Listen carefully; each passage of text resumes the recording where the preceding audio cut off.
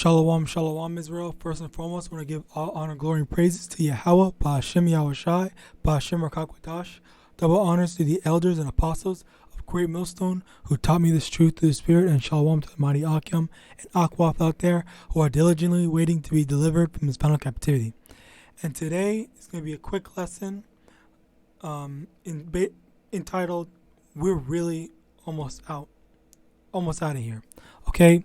So, now, quick story. Just today, at the time of me making this video, of me recording this video, I was leaving the store, and as I was driving out, this Edomite man was just super happy, super friendly or whatever, and just waved at me. All right? So now I got very confused. I got very weirded out as well, cuz I'm like, wait, why is he doing that? Like, what's happening? What's going on? Like I was actually confused for like a good 2 seconds. All right? So then I was examining my surroundings, okay? Like, there was nothing about me. There's nothing about my car or whatever. He's just being super happy, super friendly, and just waved. All right. So now, then after a little bit, I thought on the first level. After that base level thinking, I went to the second level of thinking. I was like, why was he doing that? Like, what is there to be happy about? Because Israel, if you're in this truth, usually, like, there's nothing really to be happy about, because we're waiting for these prophecies to come to pass. When we hear about any small victory or anything about the destruction of Babylon, that's what makes us happy. But on a baseline level, nothing. Like, for me specifically, I am usually not very happy. It's just like Jake. Jake usually has that scowl. All right. So I guess I had my neutral face, which is more leaning to a scowl. And then on the third level, when you get to the third level, it's like not really third level, I think still on the second level. I thought he was like, oh, I'm white, I can do whatever I want, I'm so happy, this is my world or whatever. Like, that's basically what I had in mind. And let me actually get something to further that, because what was it called?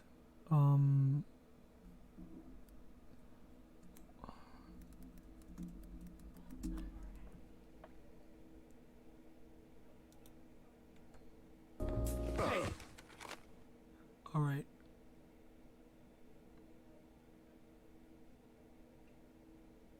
Fight me. Frick. Watch where you walking, bitch. What did you... Wait a minute. I'm white. Where you going? Don't you ignore me. This is a perfectly good moment to throw your life away. Okay, so that's basically kind of what I got. The actual Edomite in the scene. The guy, he just realizes, this is my kingdom. That's basically that's how I felt that he saw it. Like, this is literally the type of I guess energy that I was getting off of him when I saw him, just so happy and so ready to wave at me, a complete stranger. All right.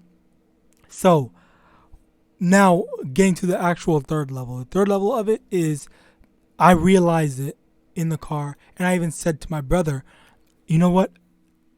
This is actually, remember, Slakia, remember in the scriptures it says when they are merry okay, just as in the time of Noah.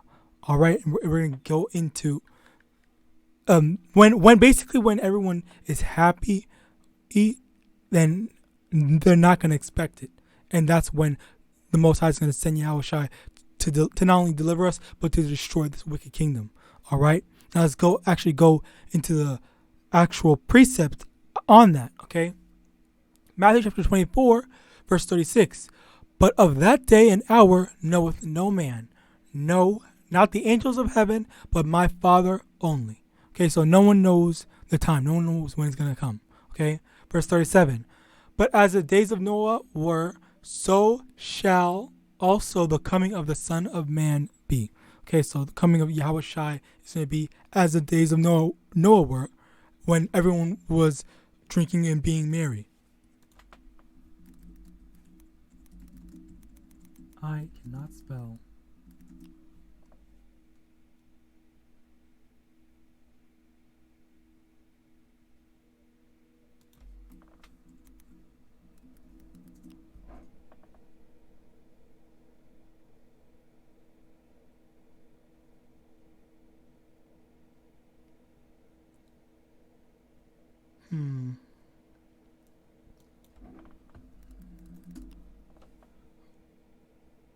To the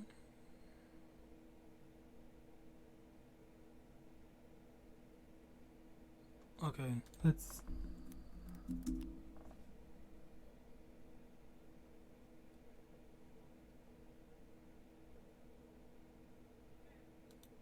all right, well, I guess it is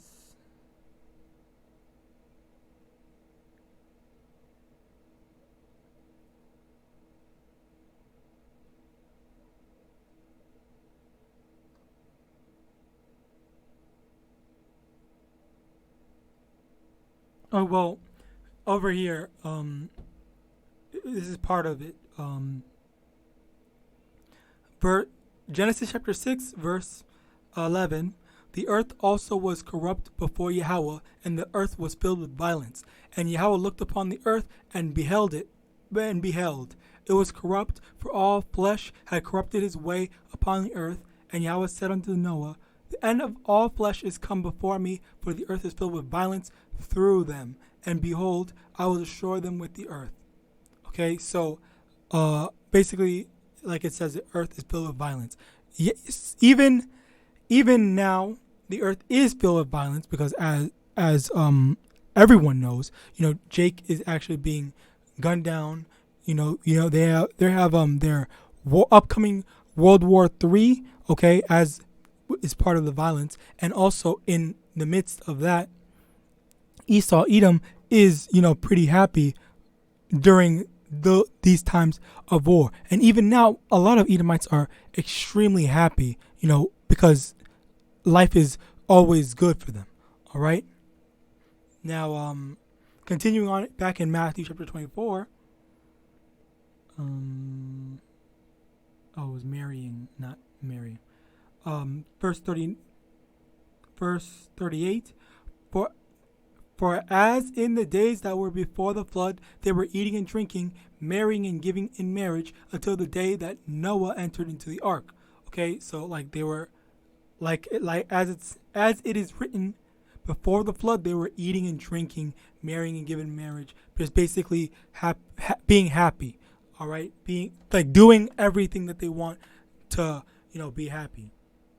Verse 39. And knew not until the flood came and took them all away. So shall also the coming of the Son of Man be. Meaning that they were all happy, okay, not having a care in the world. But they found out that destruction was coming when it actually came. So when the flood came, that's when the people during the time of Noah, they realized, the flood came to destroy them. Okay, just as, which is history repeating itself in a way, because right now you have all these Edomites who are just enjoying themselves, being happy and whatnot, and they don't know, they don't understand that very soon YAHAWASHI is going to come and destroy them, as the Most High destroyed these people with the flood. All right. Now, verse 40. Then shall two be in the field, the one shall be taken and the other left. Okay. So basically, there's two types of people. The people that are going to be taken, okay, and people are going to be left for the destruction. The people that will be taken are, the 1/3 of Israel, okay? The people preserved from destruction, and the other left is the one that's going to be destroyed. As I said, 2/3 and all the heathens, all right? Verse 41, 2 women shall be grinding at the mill, the one shall be taken and the other left. Watch therefore, for ye know not what hour your Lord doeth come. Okay, so it's saying, watch, okay, because you don't, as it is said in verse 36, no man knoweth the hour, the day, okay, not even, no man, no angels, only the Most High Yahawah knows. So that's why you have to constantly be in the Spirit, constantly be in putting in the work for this truth, all right? And that's what's going to have you a part of the ones that will be taken before the destruction, all right? Verse 43. But know this, that if the good man of the house had known in what watch the thief would come, he would have watched and would not have suffered his house to be broken up. Okay, meaning that when a thief is breaking into your house, you never know when. They're not going to send you a telegram saying, March 31st, I'm gonna be breaking into your house. Please leave all your stuff out in an orderly fashion so I can just take it and be out. All right, like no, it's completely unforeseeable. Okay, you never know. It's whenever it's time or an opportune time. All right. Verse 44, therefore be ye also ready, for in such an hour as ye think not the Son of Man cometh. Me basically saying, always be ready. Just because in the moment that you think YAHAWASHI is not going to come, he's going to come. Verse 45, who then is a faithful and wise servant, whom his Lord hath made ruler over his household, to give them meat in due season?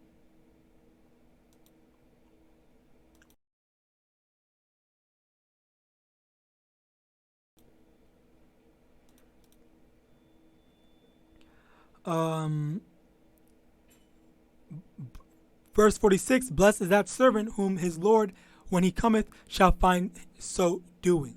Okay, so basically, verse 48, verily I say unto you that he shall make him ruler over all his goods. Ruler over all his goods is a parable or a metaphor for if we're doing what we're supposed to be doing as we're waiting for YAHAWASHI to come and deliver us, okay, through the will and power of the Most High Yahawah, all right, we're going to have our rewards for it, okay? We are looking to bring back the lost sheep, okay, back into the household of the Most High Yahawah, okay? As we are the children of the Most High Yahawah, all right? So we have to our job is to bring back the lost sheep, the 1/3 and the 144. And if we're doing that constantly and we're caught, so-called quote unquote caught doing it as when YAHAWASHI returns and we didn't know, then that's when the Most High is gonna make us rulers, okay, over his goods. Verse 48, but and if that evil servant shall say in his heart, my Lord delayeth his coming, and shall begin to smite his fellow servants, and to eat and drink with the drunken, the Lord of that servant shall come in a day when he looketh not for him, and in an hour that he is not aware of, and shall cut him asunder, and appoint him his portion with the hypocrites. There shall be weeping and gnashing of teeth. So, if a wicked Israelite, okay, is saying, oh, the Most High isn't coming back. It's taking too long. I'm gonna go enjoy myself right now. Okay, forget staying sober. All right. As it is saying, in verse 49, and he shall begin to smite his fellow servants and to drink and to eat and drink with the drunken, meaning partaking in the folly as well as the sin of the heathen. All right, and then when they least expect it, YAHAWASHI is gonna return. Okay, and they're gonna see that they weren't being a diligent servant. They're a wicked servant because they're not following after what the Most High said.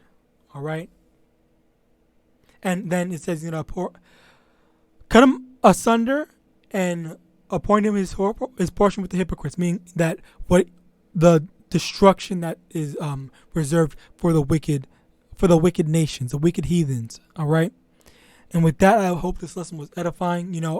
And also faith boosting, because I just realized that it is actually getting to that time. These people, while yes, things are seemingly going back to normal, like things are like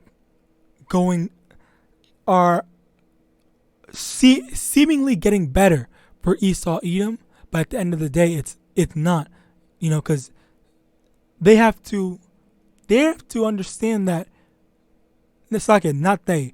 We have to understand that things are going to look very good for them, but it's just like in the days of Noah.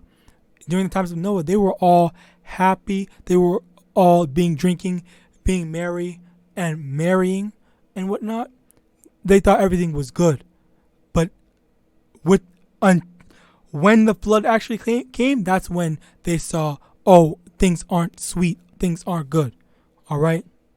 And with that, I want to give all honor, glory, and praises to Yahawah, Ba'ashem, Yahawashi, Ba'ashem, Rakakwadash. Double honors to the elders and apostles of Great Millstone who taught me this truth through the Spirit. And with that, I want to say Shalom.